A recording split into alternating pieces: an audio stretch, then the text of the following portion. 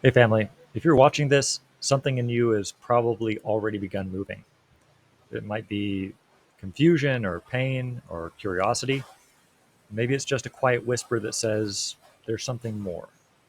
Whatever brought you here, I want you to begin with this truth. You are not lost, you're being called.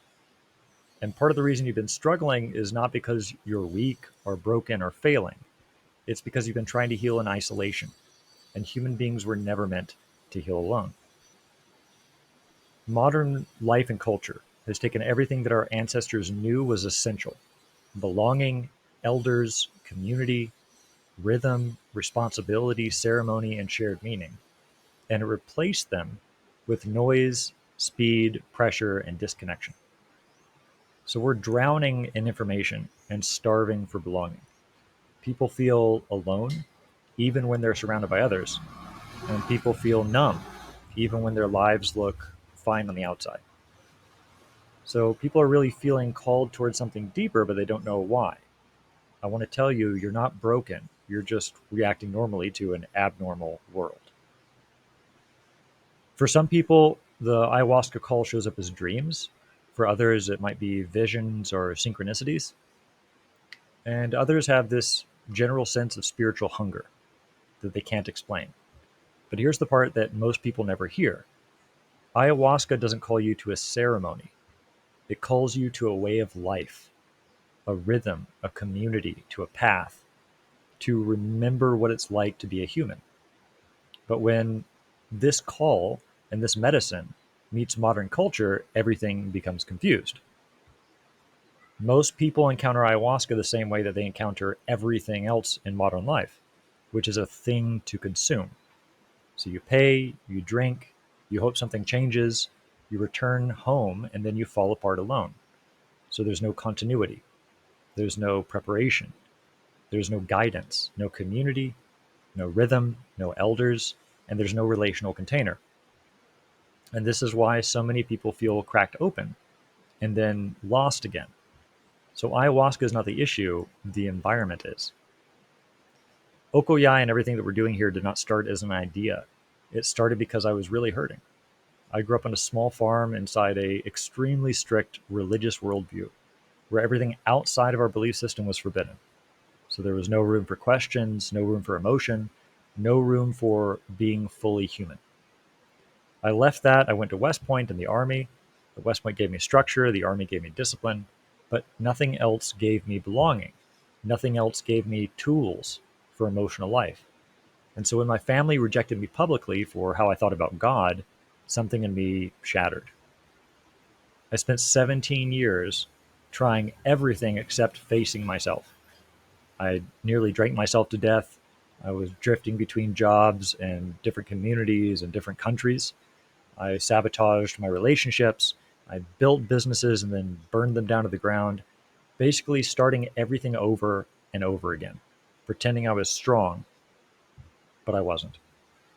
Pain was chasing me, and I kept outrunning it until I couldn't run anymore. And so eventually, life pulled me into Colombia. And when my feet touched this land, something in me whispered, "You're home." I wasn't looking for ayahuasca. Ayahuasca was looking for me. And my introduction wasn't mystical or dramatic or psychedelic, it was just human. I didn't meet the medicine, I met the people who carry it, people who live with a rhythm that modern life has entirely forgotten about, people who understand responsibility, prayer, discipline, family, silence, presence, and community. So the medicine wasn't the teacher, they were. They showed me how to live, and they did it by their example. So my healing didn't happen in a ceremony. It happened in the days, weeks, and months around the ceremonies. When I was up chopping wood, sitting in the fire in silence, by the fire, not in the fire, watching elders raise children, learning to be accountable, to hold my word and honor it, learning to be consistent, learning to be seen and also to belong. So visions didn't break me open. It was the people, the community, the rhythm, and the responsibility that they did. And that's the crux of all of this. Ayahuasca doesn't heal you, It opens the door so community and rhythm can, and that you can see things from a different perspective. So I watched my friends Juan Pablo and Lena playing with their daughter after a ceremony one day, and something inside me said, I want that. I want a family. I want a life built on meaning. But wanting wasn't enough. I had to become a man who could hold it. And that path led me to my wonderful wife Aleja, to the Maloka in the jungle, and eventually to Ocóyái, not as a project, but as a community that I was adopted into and trusted to protect and grow. So this didn't come from vision boards or retreats. I could never in a million years have decided this is what I was going to be doing with my life. This came from walking with people who live the path every single day. Most retreat centers are doing their best, but they are forced into a model that can't hold people. So the model is pay, drink, experience, and leave. But in ancestral contexts, you don't go to ceremony. You're carried towards it by community. You're prepared by rhythm and initiation. You're held by elders. You're supported by relationships. And the integration process happens through continuity and community. So ceremony is the middle of the path. It's not the beginning. It's not the end. And without community, the whole system collapses. So when you go to the indigenous territories, ayahuasca is not a psychedelic. It's a way of life. Learning is not an event. Healing does not take place over a weekend. And integration is not some worksheet. Belonging is not optional. So you learn through powerful mechanisms of repetition, rhythm, service, responsibility. You're seen, you're held, and you're part of something. So nothing about this path is individualistic. Everything is communal. And that's the model that we're bringing to the world, this indigenous way of doing it. Ocóyái is a community. It's a mentorship path. It's a circle of sincere people. It's a cultural education space, and it's a place that you can prepare, integrate, and grow. It's also a cabildo, which is a living indigenous community structure recognized by the government of Colombia. And we move in a rhythm, not a program. You can think of us like a village for the modern world. So this is not a retreat offer. This is not a coaching package. This is not a sales funnel. If you start to walk with us in relationship and you want to come down and drink with us, we have ways that you can get access to our community. We can work with you at a very deep level. We can understand what you need to do to prepare and integrate, and we don't charge for the medicine. So this is a path. It's a place where you can be human again. This path is for three kinds of people. Those preparing for ceremony, like, so maybe you want grounding, emotional clarity, cultural understanding, and proper orientation. It's for those integrating after ceremony. So people who feel lost or confused or alone. Maybe you're looking for rhythm, structure, and community to help you rebuild your life around what you saw and experienced. And we also serve those who feel called but don't know why. People waking up to something deeper within themselves. The sort of people that need a path, not pressure.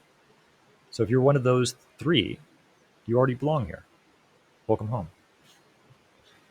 When you walk with us, you receive foundational courses that are shaped by elders and their and our lived experience. You get monthly community circles. You can come and ask your questions and meet people. You might see them in ceremony later. And we're going to guide you as best we can, not as gurus, but as brothers and sisters walking along this path with you. We're going to help you ground when life gets loud.